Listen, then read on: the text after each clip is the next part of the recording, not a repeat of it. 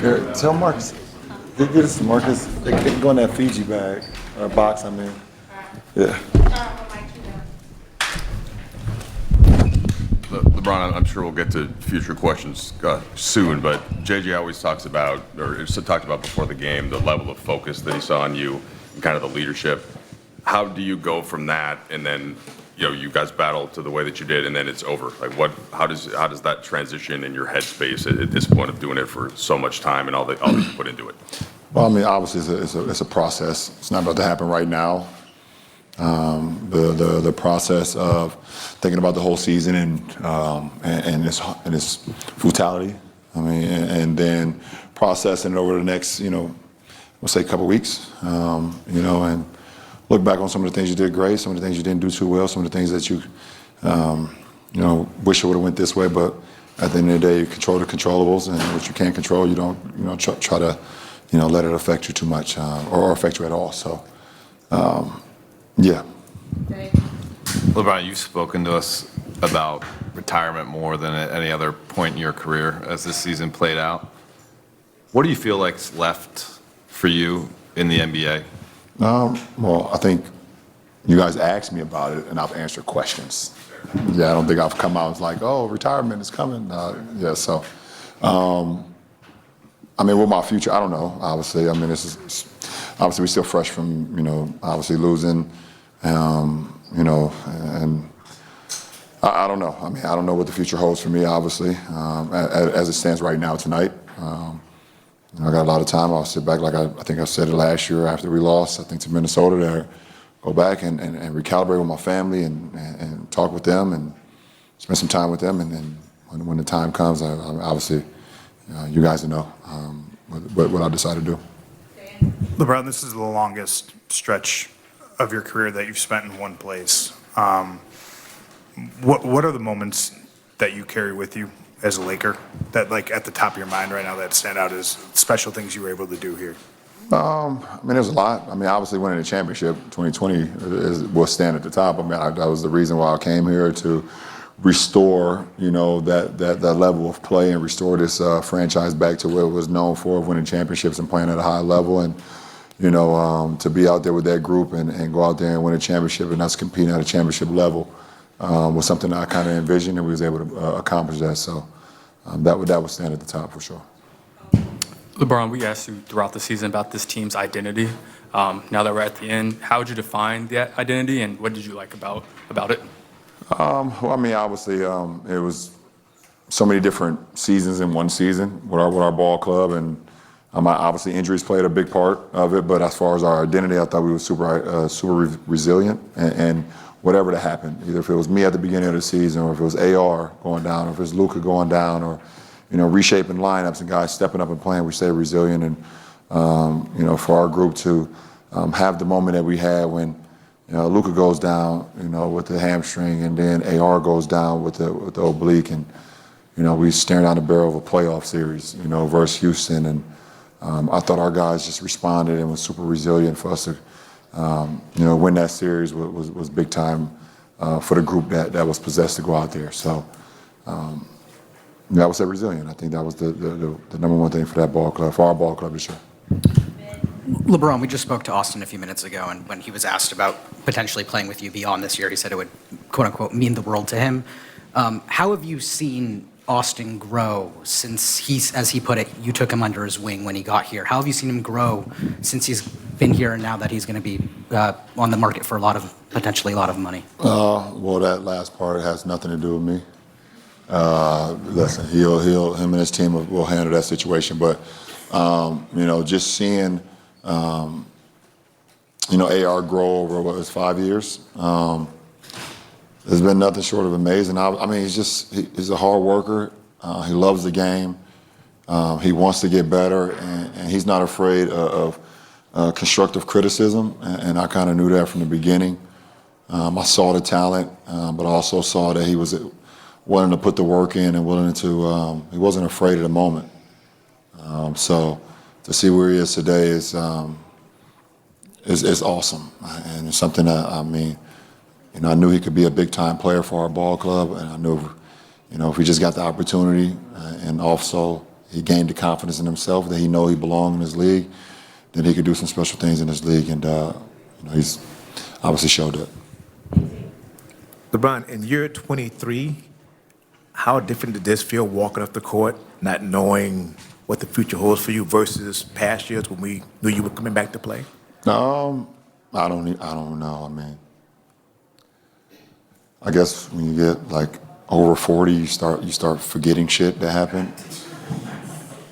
So I don't even remember many of the last times walking off the court. But listen, like I said, I mean, shit, I left everything I could out on the floor. I control what I can control, and I can leave the floor saying like, shit. I mean, even though I hate losing, obviously, but I was locked in on what we needed to do. I tried to make sure our guys were locked in on what we needed to do throughout the postseason, throughout 10 games. And obviously we fell a little short, obviously, but I mean, I'm not looking at, my year as a disappointment. That's for damn sure. Especially, I was put into some positions that I've never played in my career before, actually in my life. I've never been a third option in my life. So to be able to, thrive in that role for that period of time, and then have to step back into the role that I've been accustomed with over my career, over my life of playing a sport, and be able to thrive under that, and then just my teammates allowing me to lead them under extreme circumstances, that was pretty cool for me at this stage of my career. LeBron, if you don't know what the future holds, I guess that means inherently this could be it. Do you allow yourself to kind of those last handshakes and this last press conference? Last handshakes? No, I don't know, because I have no idea. I mean, shit, none of us in here know what the future holds. None of us. Nobody has any idea what the future holds, and I don't either. Like I said, I'll take time to recalibrate and look over the season and see what's best for my future. And when I get to that point, everyone will know. Hey, Bron. You've changed the league in so many ways. How do you think you defined it this year, and what did the season mean to you? Yeah, I mean, it was. Obviously, every season has its own chapter, and there was many different points of this season where looking at the school, looking at our team, looking at what we were capable of, and for me, I started the season not playing, missing the first 14 games, missing training camp, missing preseason. It was the first time for me doing that, so that was challenging in its own right, just to get back and questioning yourself at times if you feel like you're gonna be able to get back to what you know you can do and do at this level, and to be able to do that and just keep pushing the limit as much as I could, at this stage of my career, was something that has been pretty cool, and to be able to still be able to make an impact on the team that's competing, that's pretty cool too. And like I said, I think after the Houston series, to be able to win a playoff series with some guys that, one, either never been in the playoffs before, and two, never won a playoff series before. To be in a bunker, to be in a foxhole with guys with that that was pretty awesome too. So just try to make an impact, every year that I'm on the floor. The one thing that is that you're probably going to have a rookie that joins the team that doesn't know what the NBA is all about, and it's always been my responsibility to kind of lead by example and also lead by a voice and to show them what being a professional is all about, and that's always been important to me. Last three. Hey, Bron. You could play at this level for another 5 years or so if you wanted. When you reflect mentally and spiritually on whether you want to keep going, what's the decision process going to be like for you behind closed doors? I don't know. I think for me, it's about the process. If I can commit to still being in love with the process of showing up to the arena 5.5 hours before a game to start preparing for a game.